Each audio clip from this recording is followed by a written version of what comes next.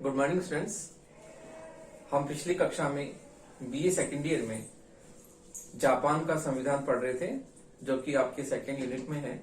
और जापान के संविधान में हमने जापान का प्रधानमंत्री हमारा टॉपिक चल रहा था, जिसमें हम जापान के प्रधानमंत्री की शक्तियां और कार्यों के बारे में चर्चा कर रहे थे। तो देखिए, जापान के प्रधानमंत्री की शक्तियां और कार्यों में हम दूसरा पॉइंट पढ़ रहे थे, डाइट संबंधी अधिकार। तो हमने ये पढ़ा था कि इसमें पहला पॉइंट था प्रधानमंत्री के नेतृत्व में मंत्रिमंडल डाइट में बजट बनाने सरकारी विधेयक प्रस्तुत करता है। दूसरा है प्रधानमंत्री डाइट में मौजूद अपने बहुमत के आधार पर सरकारी विधेयकों को पारित करता है।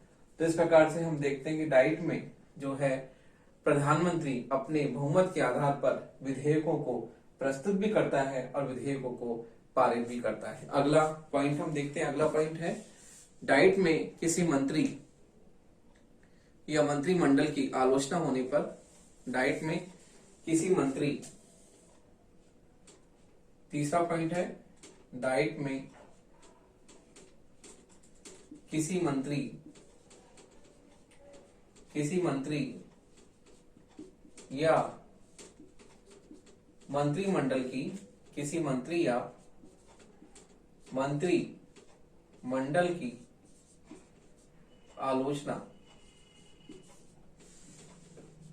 मंत्रिमंडल की आलोचना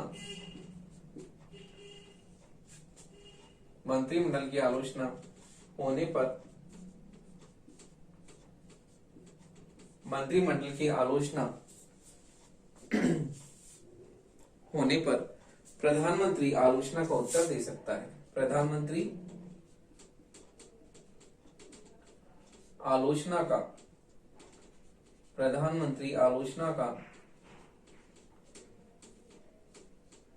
आलोचना का उत्तर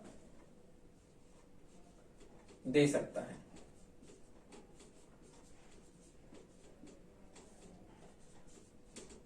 इसी प्रकार अगला पॉइंट है प्रधानमंत्री सम्राट से कहकर, डाइट के प्रधानमंत्री सम्राट से कहकर, प्रधानमंत्री सम्राट से कहकर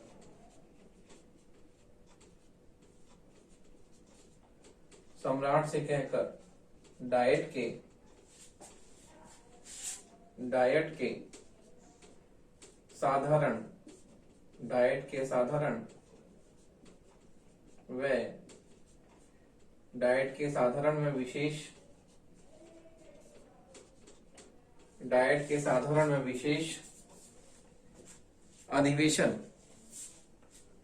आमंत्रित कराता है। विशेष अधिवेशन आमंत्रित कराता है। विदेश अधिवेशन आमंत्रित कराता है।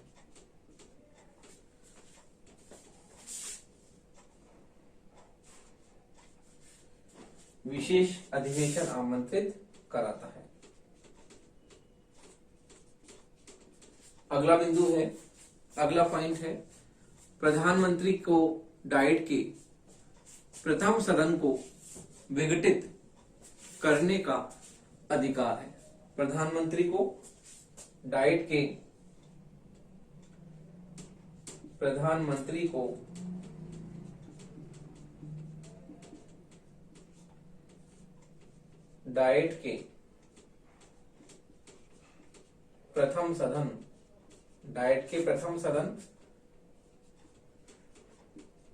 प्रथम सदन यानी प्रतिनिधि सभा, डाइट के प्रथम सदन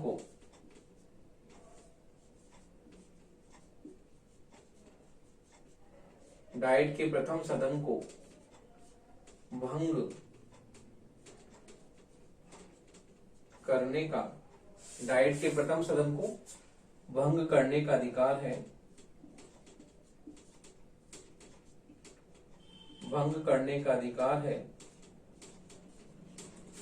अधिकार है और उसका यह अधिकार इस सदन को और उसका यह अधिकार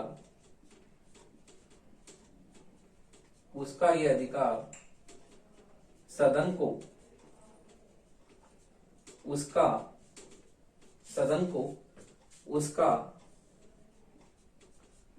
प्राय अनुकरण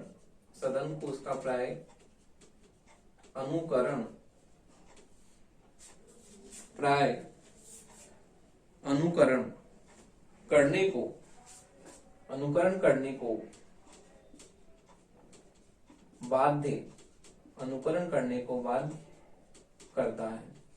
देखिए इस प्रकार से हम डाइट के संबंध में प्रधानमंत्री की शक्ति हम पढ़ रहे हैं और हमने ये पढ़ा कि हमने पिछली कक्षा में डाइट के प्रधानमंत्री के अधिकार पढ़े थे और अब तीसरा हम इस कक्षा में हमने पढ़ा डाइट में किसी मंत्री या मंत्रिमंडल की आलोचना होने पर प्रधानमंत्री आलोचना का उत्तर दे सकता है। इसी प्रकार से प्रधानमंत्री सम्राट को कहकर डाइट के साधारण व विशेष अधिवेशन वो भी आमंत्रित कराता है। अगला है प्रधानमंत्री को डाइट के प्रथम सदन को भंग करने का अधिकार है। उसका अधिकार सदन को उसका प्राय अनुकरण करने को बाध्य करता है। तो हम देखते हैं कि प्रथम सदन जो है वो प्रधानमंत्री के प्रति उत्तरदायी होता है और प्रथम सदन को भंग करने का भी उसे अधिकार प्राप्त है।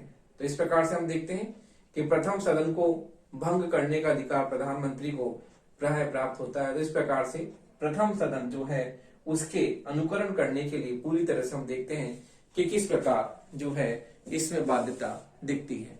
तो देखिए प्रथम सदन उसका अनुकरण करने के लिए पूरी तरह से बाध्य है। अगला हम देखते हैं कि अगली जो शक्ति क्या है, अगला अधिकार क्या है प्रधानमंत्री का।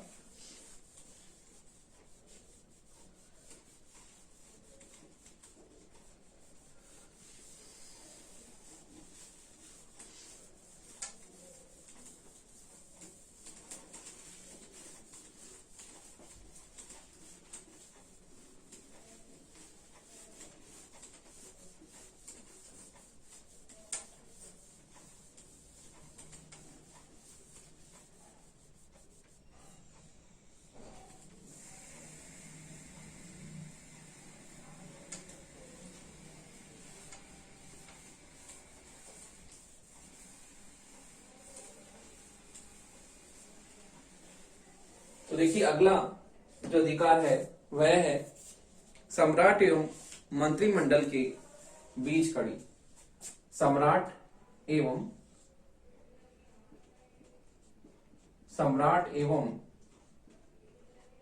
मंत्रिमंडल के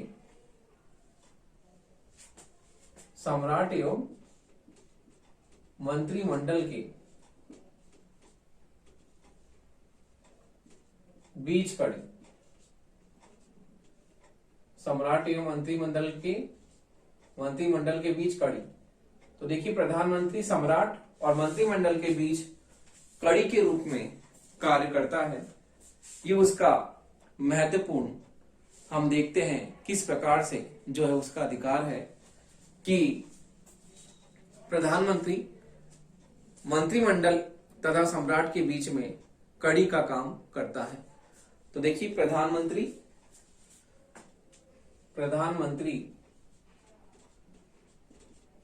सम्राट एवं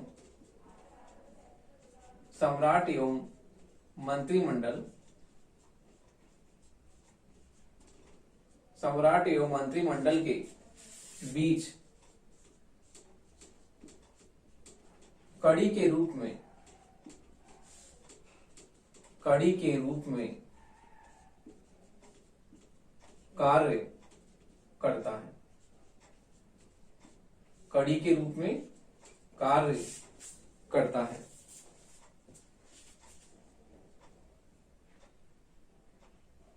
तो देखिए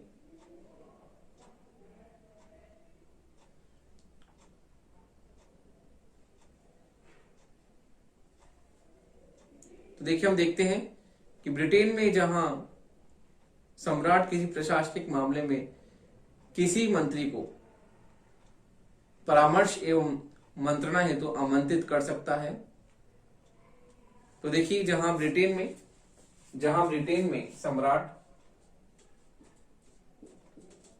जहां ब्रिटेन में सम्राट किसी भी मंत्री को, जहां ब्रिटेन में सम्राट किसी भी मंत्री को परामर्श एवं किसी भी मंत्री को परामर्श एवं मंत्रणा के लिए, किसी मंत्री को परामर्श एवं मंत्रणा के लिए आमंत्रित कर सकता है, वहां जापान के सम्राट के पास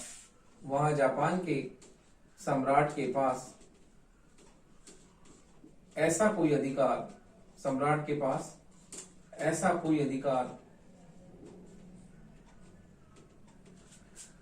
वहां जापान के सम्राट के पास ऐसा कोई अधिकार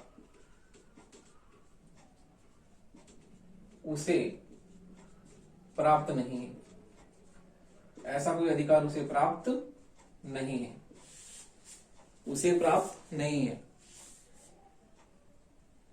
कोई भी मंत्री अपनी पहल पर सम्राट से नहीं मिल सकता, कोई भी मंत्री अपनी पहल से,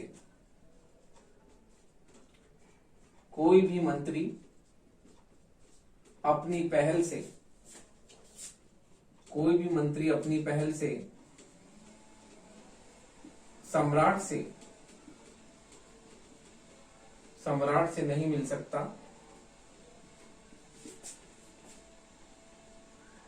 सम्राट से नहीं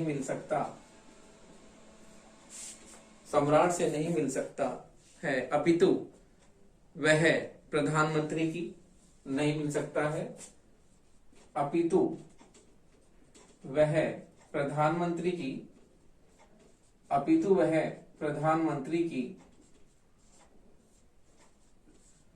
पूर्व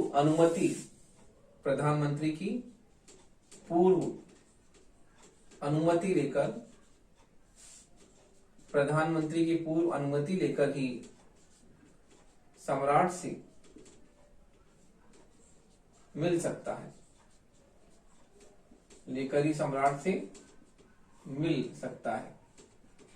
अपितु प्रधानमंत्री पूर्व अनुमति लेकर ही सम्राट से मिल सकता है। तो देखिए इस प्रकार से हम देखते हैं कि ब्रिटेन में जहां पर हम देखते हैं कि मंत्रिमंडल में जो मंत्री होते हैं वो सम्राट से सीधे मिल सकते हैं और सम्राट उनसे किसी विशेष मंत्रणा या कोई विशेष परामर्श यदि लेना हो तो वो मंत्री को आमंत्रित कर सकते हैं। लेकिन जापान में ऐसा कोई अधिकार सम्राट को प्राप्त नहीं है, क्योंकि जापान में हम देखते हैं कि सम्राट की स्थिति स्वर्णिम शून्य है। उसी तरह से ब्रिटेन के सम्राट की भी स्थिति, रानी और राजा की स्थिति स्वर्णिम शून्य की तरह ही है। लेकिन जापान में हम देखते हैं कि कोई भी मंत्री अपनी पहल से सम्राट से नहीं मिल सकता, प्रधानमंत्री की पूर्व अनुमति लेकर ही उसे सम्राट से जो है मिलना पड़ता है। तो देखिए इस प्रकार हम देखते हैं कि जापान के सम्राट के पास में कोई भी मंत्री सीधे पहल से नहीं पहुंच सकता, प्रधानमंत्री की पूर्व अनुमति लेकर ही वो सम्राट से क्या कर सकता है, मुलाकात कर सकता है, सम्राट से मिल सकता है। तो इस प्रकार हम देखते हैं कि सम्राट एवं मंत्री मंडल के बीच में जो है कड़ी के रूप में जो है प्रधानमंत्री कार्य करता है।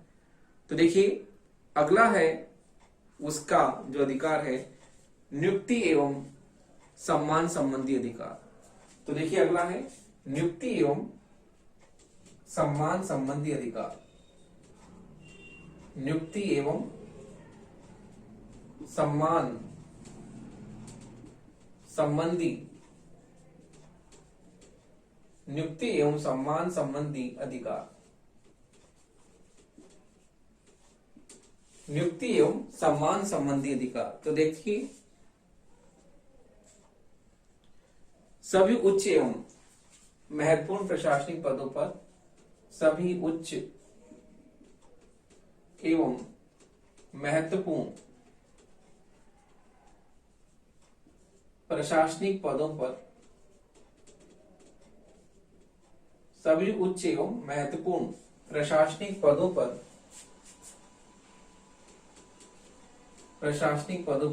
नियुक्तियां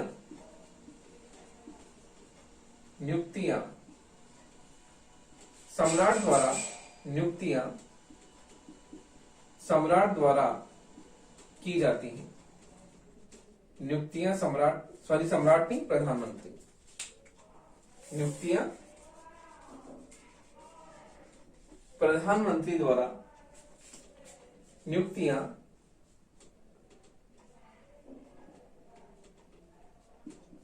प्रधानमंत्री द्वारा की जाती हैं। सभी उच्च एवं महत्वपूर्ण प्रशासनिक पदों पर नियुक्तियां प्रधानमंत्री द्वारा की जाती हैं। वह विभिन्न विभागों के प्रशासनिक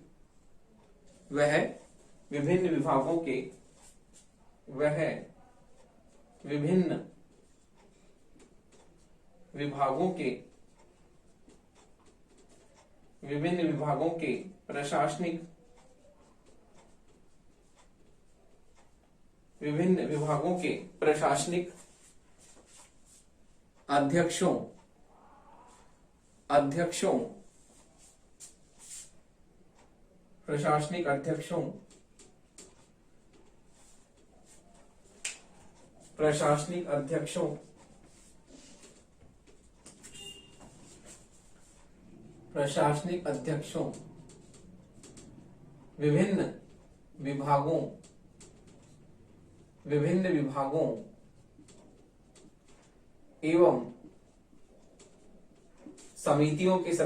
विभिन्न विभागों एवं समितियों के सदस्यों,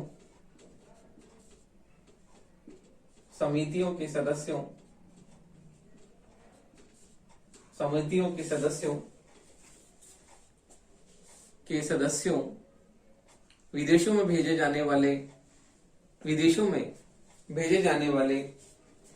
योग्य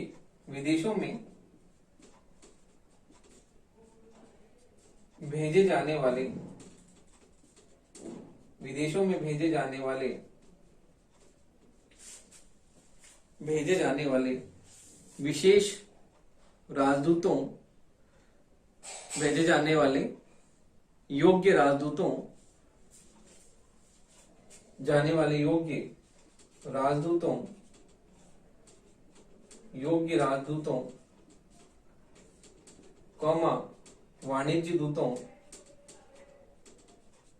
वाणिज्य दूतों आदि की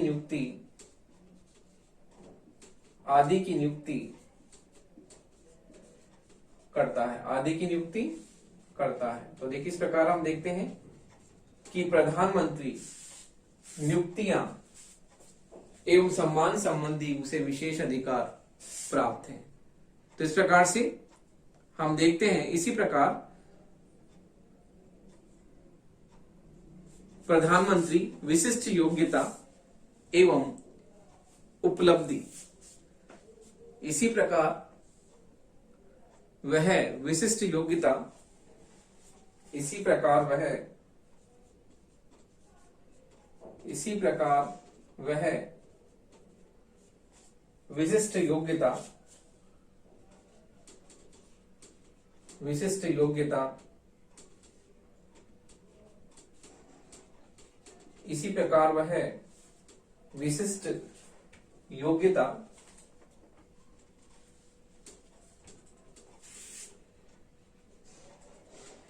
वह विशिष्ट योग्यता एवं उपलब्धि प्राप्त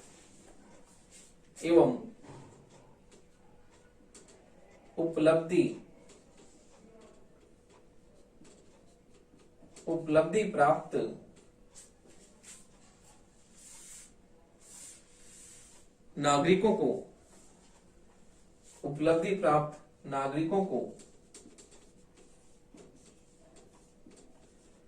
सम्मान सूचक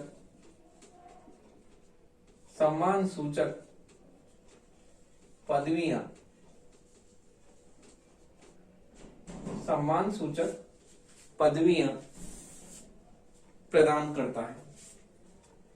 सम्मान सूचक पदवियां प्रदान करता है। तो हम देखते हैं इस प्रकार से जापान का जो प्रधानमंत्री है वो महत्वपूर्ण सभी प्रशासनिक उच्च पदों पर जो भी नियुक्तियां होती है उसी के द्वारा की जाती है। विभिन्न विभागों के प्रशासनिक अध्यक्षों, विभिन्न विभागों एवं समितियों के सदस्यों, विदेशों में भेजे जाने वाले राजदूतों, वाणिज्य दूतों आदि की नियुक्ति करता है। तो हम देखते हैं कि प्रशासनिक जो भी महत्वपूर्ण नियुक्तियां होती है वो सभी प्रधानमंत्री के द्वारा की जाती हैं और इसी प्रकार विशिष्ट योग्यता एवं उपलब्धि प्राप्त नागरिकों को सम्मान सूचक पदवियां, उपाधियां भी वो प्रदान करता है। तो इस प्रकार ब्रिटेन में प्रधानमंत्री नियुक्तियों के साथ साथ ही सम्मान सूचक जो पदवियां प्रदान करने में भी उसकी महत्वपूर्ण भूमिका होती है। अगला हम देखते हैं, अगली शक्ति है दल का सर्वोच्च नेता।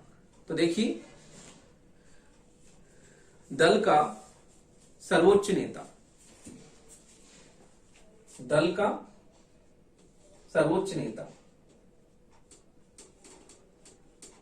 दल का सर्वोच्च नेता। तो देखिए राजनीतिक दृष्टि से, राजनीतिक दृष्टि से प्रधानमंत्री, राजनीतिक दृष्टि से प्रधानमंत्री अपने दल का सबसे अधिक, अपने दल का सबसे अधिक, अपने दल का सबसे अधिक, सबसे अधिक योग्य, सबसे अधिक योग्य, प्रभावशाली, सबसे अधिक योग्य, प्रभावशाली, अधिक योग्य, प्रभावशाली एवं सर्वोच्च नेता होता है, एवं सर्वोच्च नेता,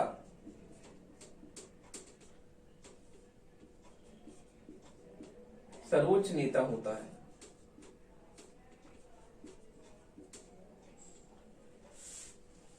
दल का सर्वोच्च नेता होता है।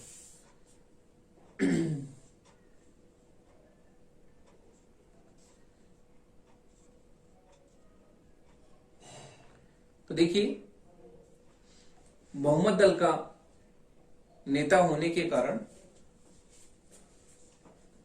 तो देखिए बहुमत दल का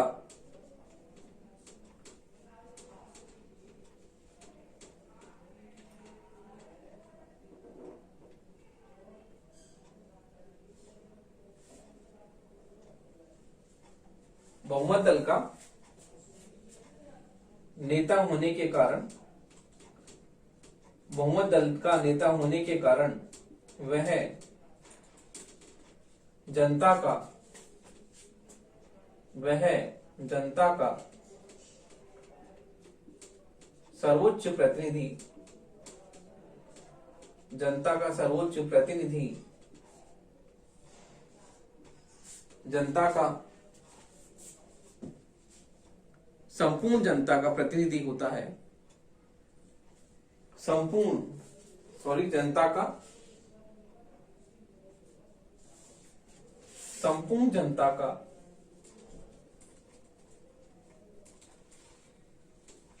होने के कारण वह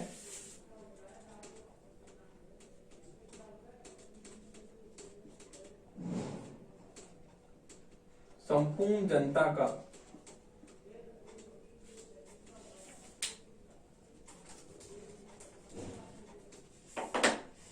संपूर्ण जनता का प्रतिनिधि होता है,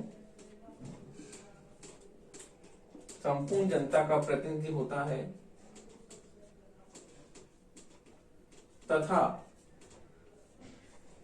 इस रूप में वह, तथा इस रूप में वह संपूर्ण राष्ट्र का, तथा इस रूप में वह, इस रूप में वह संपूर्ण राष्ट्र का नेतृत्व भी संपूर्ण राष्ट्र का नेतृत्व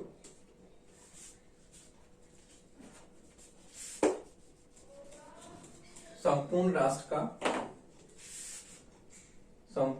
का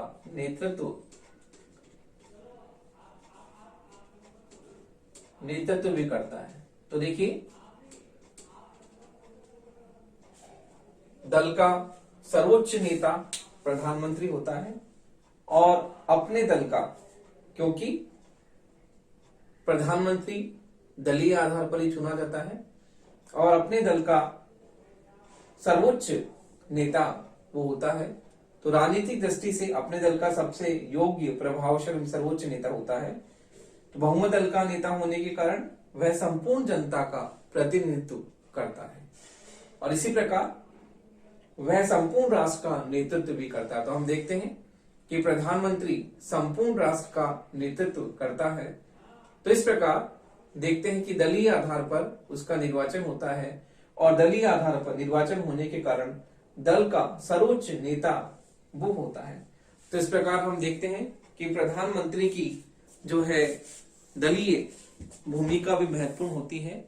दल का सर्वोच्च नेता होने के कारण वह संपूर्ण जनता का प्रतिनिधि होता है, और इस प्रकार हम देखते हैं कि संपूर्ण जनता का प्रतिनिधि होने के कारण संपूर्ण राष्ट्र का वह नेतृत्व करता है। अब हम अगली उसकी शक्ति देखते हैं। प्रधानमंत्री की अगली शक्ति और कार्य क्या है?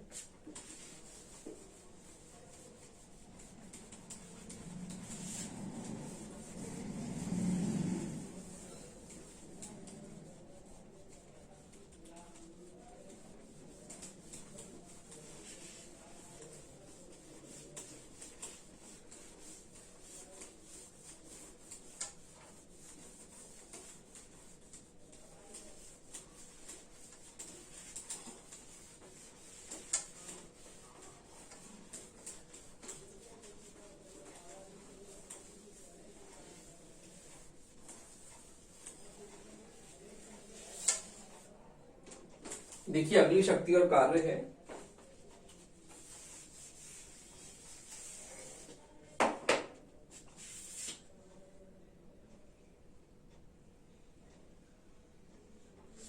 तो देखिए, अगली जो है उसकी स्थिति है राष्ट्र का सर्वोच्च नेता। राष्ट्र का सर्वोच्च नेता, राष्ट्र का सर्वोच्च नेता, राष्ट्र का सर्वोच्च नेता। तो हम देखते हैं कि प्रधानमंत्री देश की वास्तविक कार्यपालिका का अध्यक्ष होता है। प्रधानमंत्री देश की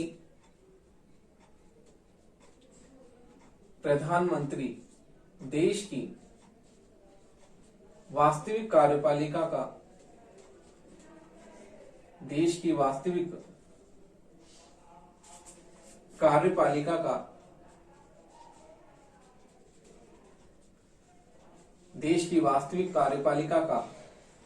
होता है। देश की वास्तविक कार्यपालिका का अध्यक्ष होता है,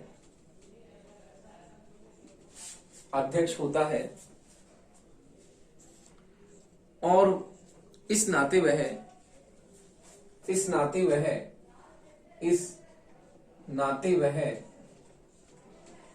राष्ट्र का सर्वोच्च नेता,